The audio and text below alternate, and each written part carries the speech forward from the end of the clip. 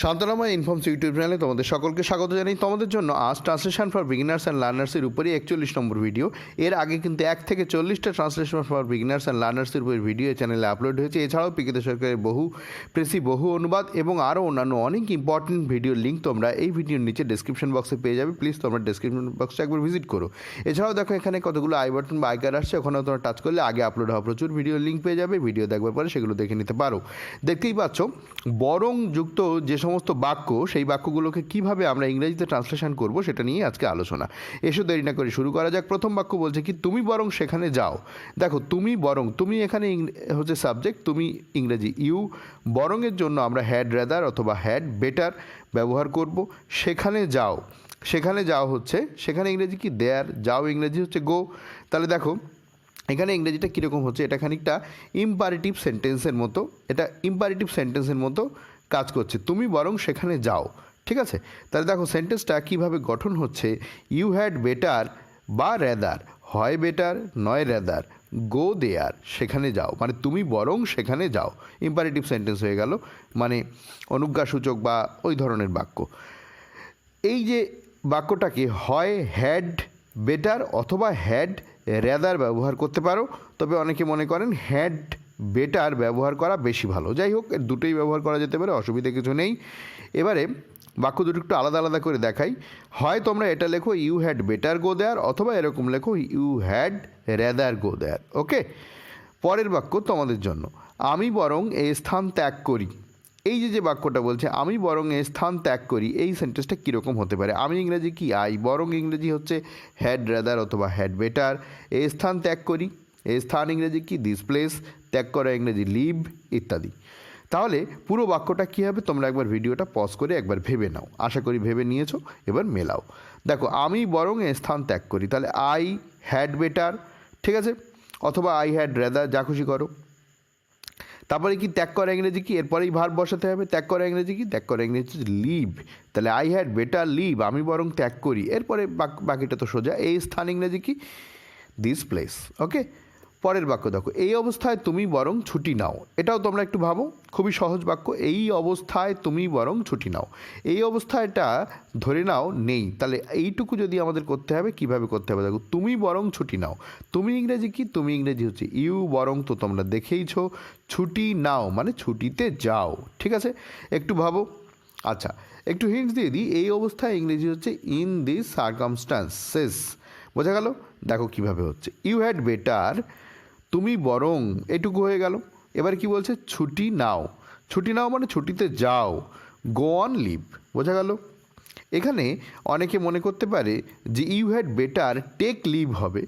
সে যে হয় না তা না, কিন্তু তার চাইতে এই ব্যবহারটা বেশি ভালো হয়, গো অন লিভ। আশা করি বুঝতে পেরেছো। তুমি বরং ছুটিতে যাও, ছুটি নাও মানে ছুটিতে যাও। এই অবস্থায় ইংরেজি একটু আগে হিন্টস দিলাম, ইন দিস সার্কামস্ট্যান্সেস। বোঝা গেল ব্যাপারটা?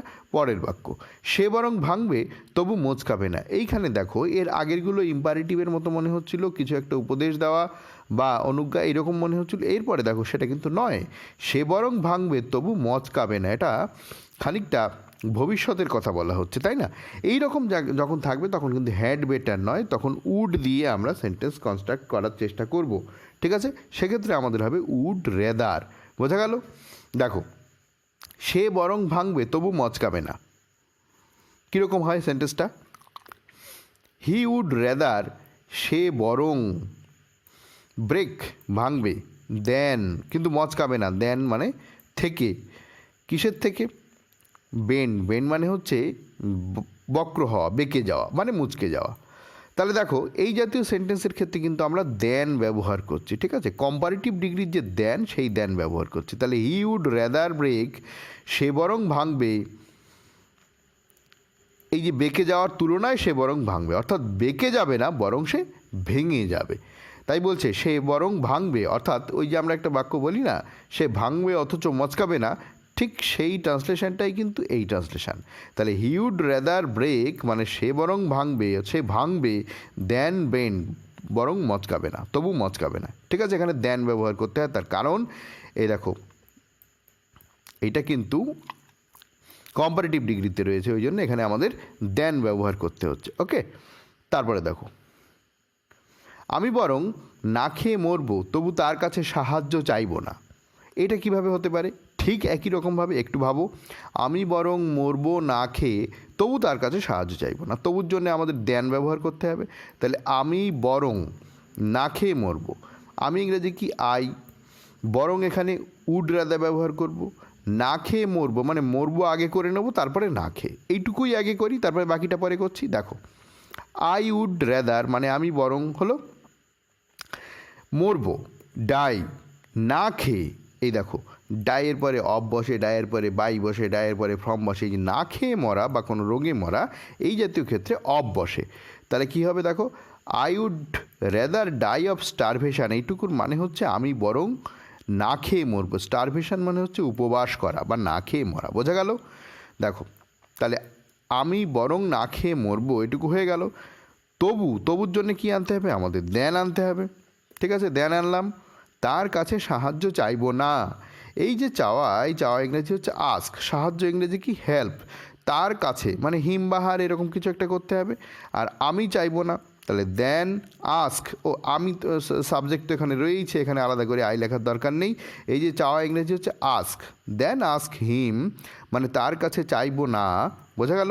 এই দেন মানে হচ্ছে এখানে না প্রকাশ করছে, এটা বরং আমি করব, এটা করব না, এই দেন দিয়ে আমরা না প্রকাশ করছি। ঠিক আছে, তাহলে চাইবো না তার কাছে, কি চাইবো না? হেল্প চাইবো না, ফর হেল্প। ঠিক আছে, এইটাকে না ঘুরিয়ে অন্যরকমভাবে করা যায়। এই যে আস্কের পরেই হেল্প দিয়ে হিমটাকে পরে দেওয়া যায়, সেটা কীরকমভাবে দেওয়া যায়? সেন্টেন্সটা একটু দেখাই, দেখো।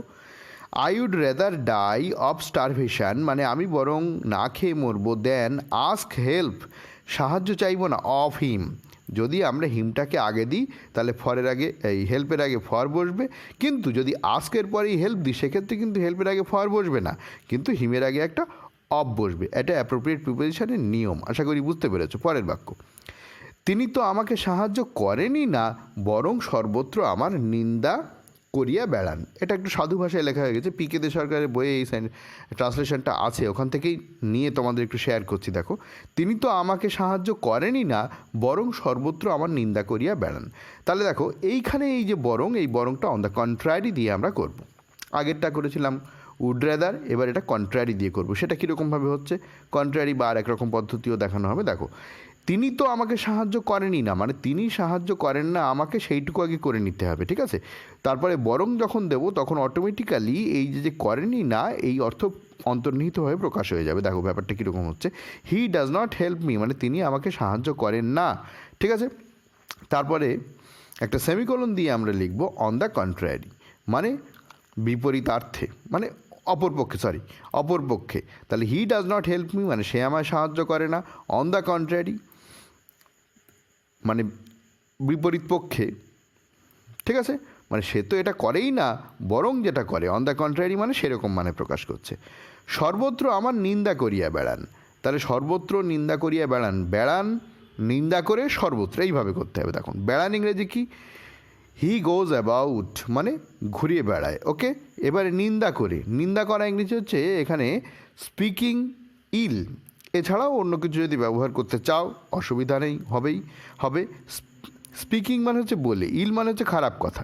কার সম্পর্কে? এরপর একটা অফ প্রিপোজিশন বসে, অফ মি আমার সম্পর্কে। তাহলে দেখো, তিনি তো আমাকে সাহায্য করেনই না, বরং সর্বত্র আমার নিন্দা করিয়া বেড়ান। ব্যাপারটা কেমন হলো?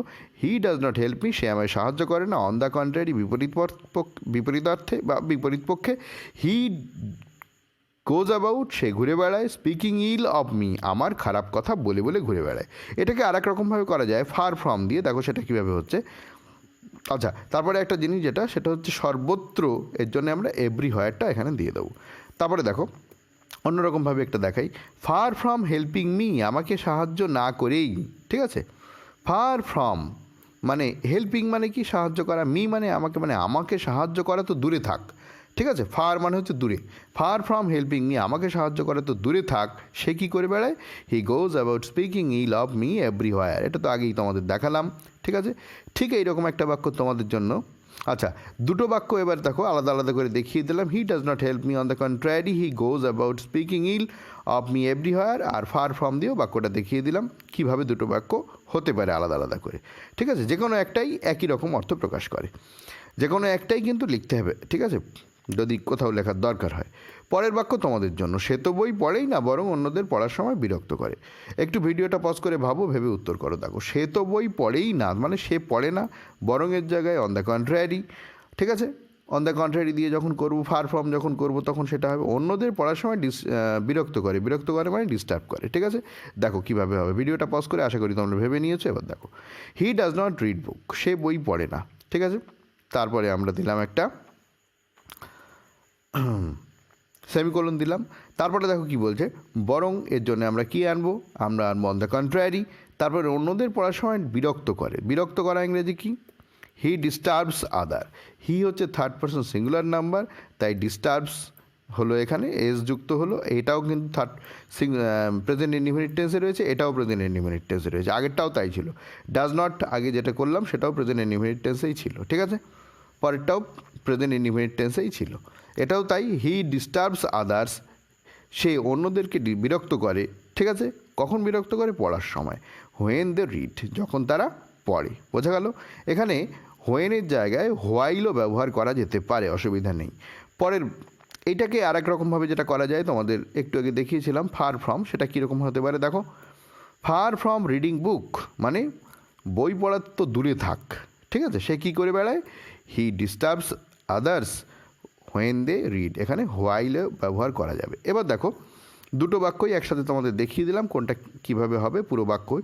He does not read book, on the contrary he disturbs others when they read, বা হোয়াইল দে রিডও হবে।